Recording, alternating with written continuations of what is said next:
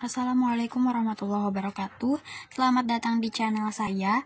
Kali ini saya akan membahas materi mata kuliah logika matematika tentang aturan penarikan kesimpulan. Sebelum itu saya ingin menjelaskan apa saja yang harus dikuasai untuk kita membuktikan suatu premis-premis dan konklusi apakah itu valid atau tidak, yakni dengan argumen-argumen yang valid. Yaitu di sini ada 9 argumen yang valid, di mana di sini dikatakan valid karena sudah dibuktikan dengan tabel kebenaran dan hasilnya adalah tautologi atau pernyataannya nilai kebenarannya adalah benar. Nah, saya di sini memakai referensi yaitu buku Matematika Dasar karya Karso yang diterbitkan oleh Universitas Terbuka. Di sini harganya 72.000 kemarin. Nah, di sini terdapat 9 argumen-argumen yang valid untuk membuktikan untuk mencari aturan penarikan kesimpulan yang valid atau tidak. Nah, berikut saya akan menampilkan contoh soal dan saya akan menampilkan caranya bagaimana kita memakai sebuah argumen-argumen yang valid ini untuk membuktikan pernyataan-pernyataan tersebut. Berikut contoh soal nomor 1. Ada premis P atau dalam kurung implikasi dari Q maka S. Kemudian ada premis lagi negasi R maka dalam kurung S maka T, kemudian P maka R, kemudian negasi R. Dan yang terakhir ini adalah suatu konklusi atau kesimpulannya, yakni Q maka T. Bagaimana kita menyelesaikan ini? Yaitu dengan premis-premis yang ada. Kita selesaikan penyelesaian dengan mengurutkan premis-premisnya terlebih dahulu. Ini sebagai nomor 1, kemudian negasi R maka dalam kurung S negasi S maka T, P maka R. Yang keempat ada negasi R. Nah, terus kesimpulannya di mana? Kesimpulannya diletakkan di premis yang paling akhir di sampingnya, yaitu Q maka T. Nah, kita ingin membuktikan bahwa premis-premis dan konklusinya ini adalah valid, maka kita menggunakan argumen-argumen yang valid tadi. Misalkan hasil akhirnya sesuai dengan konklusi, maka itu merupakan pernyataan yang valid. Nah, sekarang kita punya negasi R. Apa yang bisa kita tunjukkan dengan argumen yang valid, yakni modus tollens, di mana di sini modus tollens itu adalah jika P maka Q terdapat negasi Q maka negasi P. Sama seperti di sini terdapat P maka R, ada negasi R maka negasi P.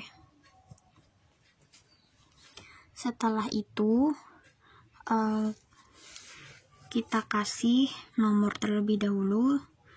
3,4 merupakan modus tollens. Modus tollens. Kemudian kita mendapatkan negasi P dari hasil modus tollens tadi.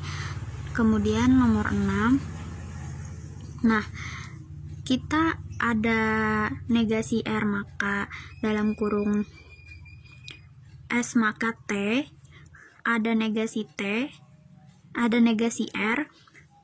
Kemudian dengan pakai modus ponens kita bisa mendapatkan S maka T.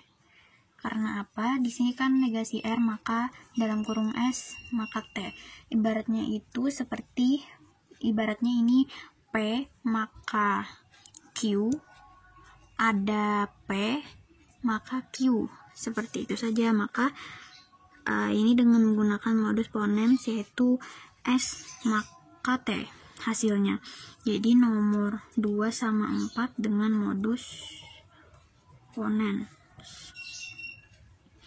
Kemudian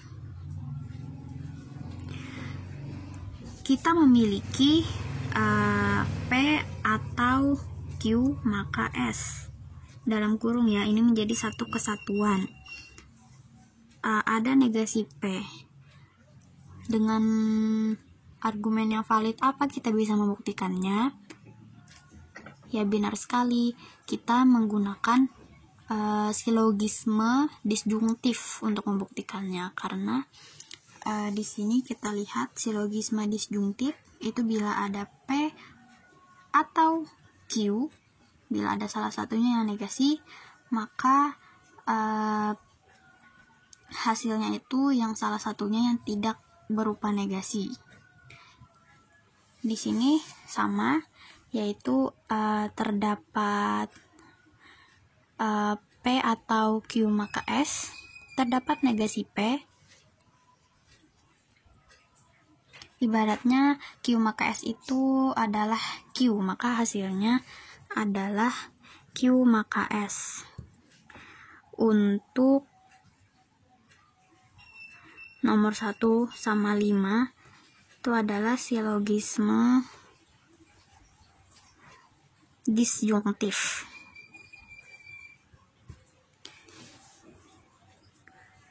Nah, kemudian setelah kita mendapatkan Q maka S, kita memiliki juga S maka T. Jika kita balik Q atau S, Q maka S, kemudian S maka T, kita bisa menggunakan argumen berupa silogisme hipotetik.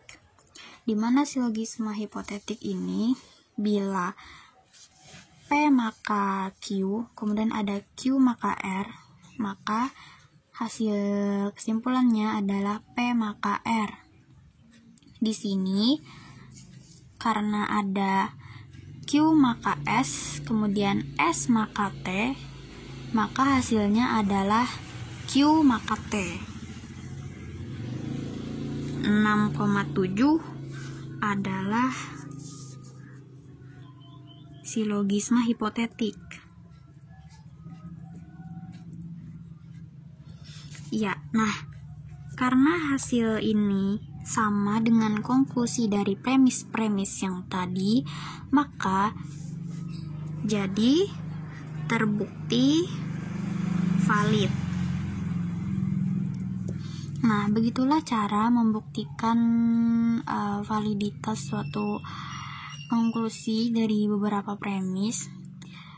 Jadi aturan penarikan kesimpulannya seperti itu, yaitu dengan menggunakan 9 argumen-argumen yang valid tadi. Demikian penjelasan dari saya, semoga dapat dipahami. Terima kasih. Wassalamualaikum warahmatullahi wabarakatuh. Dan jangan lupa subscribe dan share ke teman-teman Anda untuk saya lebih semangat lagi dalam membuat video-video pembelajaran. Wassalamualaikum warahmatullahi wabarakatuh.